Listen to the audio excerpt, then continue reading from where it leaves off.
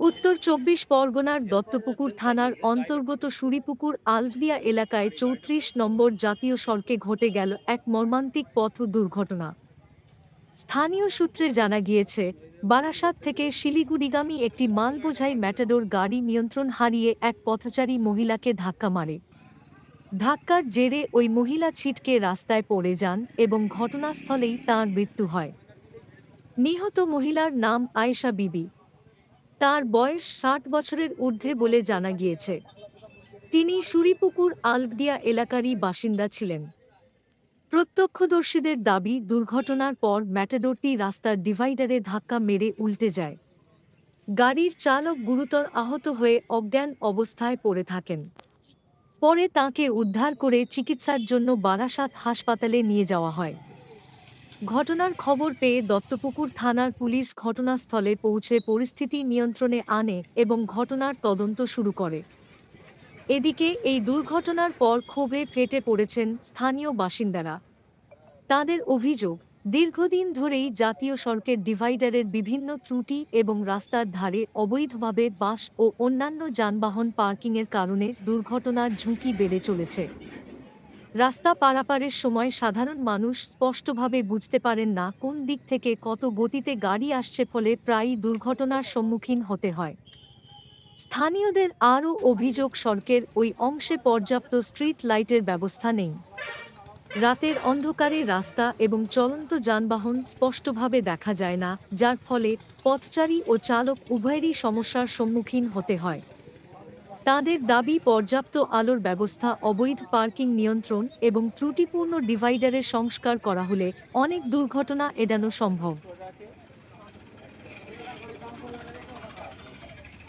এই ঘটনার পর এলাকাবাসী প্রশাসনের কাছে দ্রুত ও কার্যকর পদক্ষেপ গ্রহণের দাবি জানিয়েছেন, যাতে ভবিষ্যতে আর কোনো নিরীহ মানুষের প্রাণ না যায়।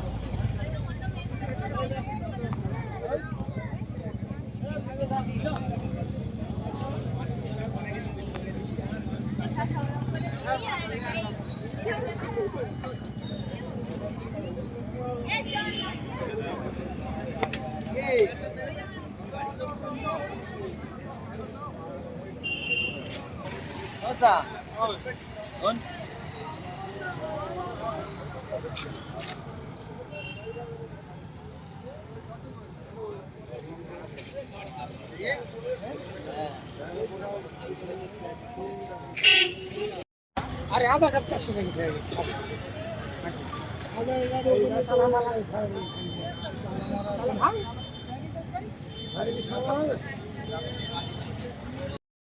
আপনি গাড়ি পাঠাতে পারেন। আমি থানায় গাড়িতে নিয়ে এসে তারপরে মালগুলো নেওয়া হয়।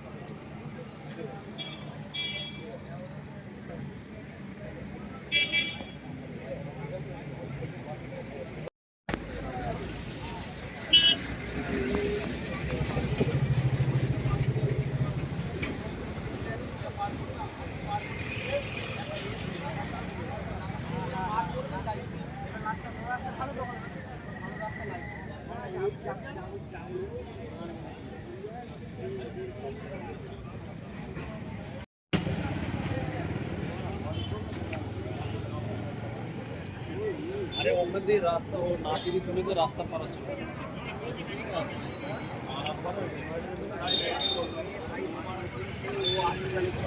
হ্যাঁ দাদা, আজকে এই যে এখানে অ্যাক্সিডেন্ট দেখা যাচ্ছে, এটা কিভাবে কি ঘটলো একটু যদি বলবেন। এখানে এই আজকের নতুন কিছু নয়, অ্যাক্সিডেন্টটা প্রায় হয়ে থাকে। আমরা প্রশাসনকে এর আগেও জানিয়েছি।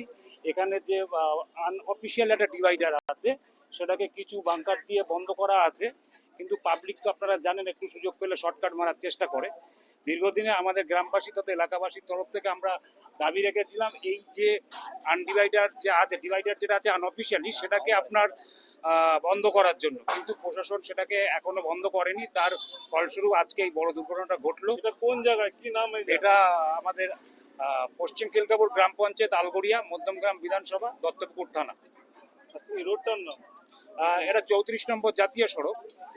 আচ্ছা, এই ঘটনাটা কি ঘটলো সেটা? ঘটনা আমাদের পাড়ারই একজন মহিলা, তিনি রাস্তা পারাপার করতে যাচ্ছিলেন। এমন অবস্থা, এখানে যেহেতু লাইট নেই, এখানে এই যে জাতীয় সড়ক, এটা দেখভাল করে সম্পূর্ণ আমাদের ন্যাশনাল হাইওয়ে অথরিটি। কিন্তু আমরা দীর্ঘদিনের দাবি ছিল যে এখান থেকে রাস্তার উপর দিয়ে এখানে লাইটের ব্যবস্থা করা। লাইট না থাকার কারণে অন্ধকারে ওই ভদ্রমহিলা যখন ক্রস করছিল তখন এই গাড়িটি যখন যাচ্ছিল, চোখে লাইট লাগতে ভদ্রমহিলা দেখতে না পেয়ে অ্যাক্সিডেন্ট হয় এবং তৎক্ষণাৎ সেখানে স্পটেড। ওনার নাম কি ভদ্রমহিলা যিনি মারা গেছেন? আয়েশা বিবি, আচ্ছা, উনি এখানেরই বাসিন্দা? একদম স্থানীয় বাসিন্দা। ওনার স্বামী নেই, স্বামী আজ থেকে প্রায় 10-12 বছর আগে মারা গেছেন।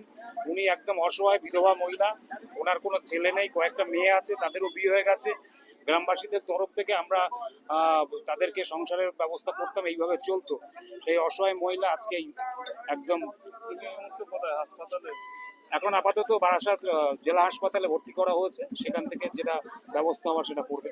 প্রশাসনের কাছে আপনাদের কি দাবি? প্রশাসনের কাছে আমরা দাবি রেখেছি যে ইমিডিয়েটলি এখানে যে ডিভাইডারটা করতে হবে, সম্পূর্ণ করতে হবে, লাইটের ব্যবস্থা করতে হবে এবং রাস্তার ধারে যে গাড়িগুলো অবৈধ পার্কিং, প্রশাসন এখানে দেখেও না দেখার ভান করে থাকছে, কেন জানি না। এখান থেকে ট্রাফিকের লোকজন আসছে, তারা এখান থেকে গাড়ির হাত দেখিয়ে পয়সা নিয়ে যাচ্ছে, কিন্তু অবৈধভাবে গাড়ির পার্কিং গুলো চলছে, যার ফলে এখান থেকে পাবলিক যখন রাস্তার উপরে উঠছে তারা দেখতে পাচ্ছে না দূর থেকে কোন গাড়িটা আসছে। এটা বরংবার আমরা লোকাল প্রশাসনকে জানিয়েছি, তারপরে কোনো সুরা হয়নি। তাই আপনাদের মাধ্যম দিয়ে আমরা বলতে চাই, সেই সমস্ত প্রশাসনিক যারা আধিকারিক আছেন তাদেরকে বলবো এই অবৈধ পার্কিং বন্ধ করতে হবে ইমিডিয়েটলি এবং রাস্তার উপরে লাইটের ব্যবস্থা করতে হবে। আর যে ডিভাইডার এখানে আনঅফিসিয়ালি আছে সেটাকে বন্ধ করার ব্যবস্থা। আগেও কিরকম ঘটনা এখানে ঘটেছে? বহুবার ঘটেছে। এই রাস্তা হওয়ার পর থেকে অনেকবার ঘটেছে। প্রশাসনের উদার মানসিকতার জন্য আজকে একটা জলজান্ত নিরীহ মানুষের প্রাণ গেল। আপনার নাম? আমি আলফাজ গাছি।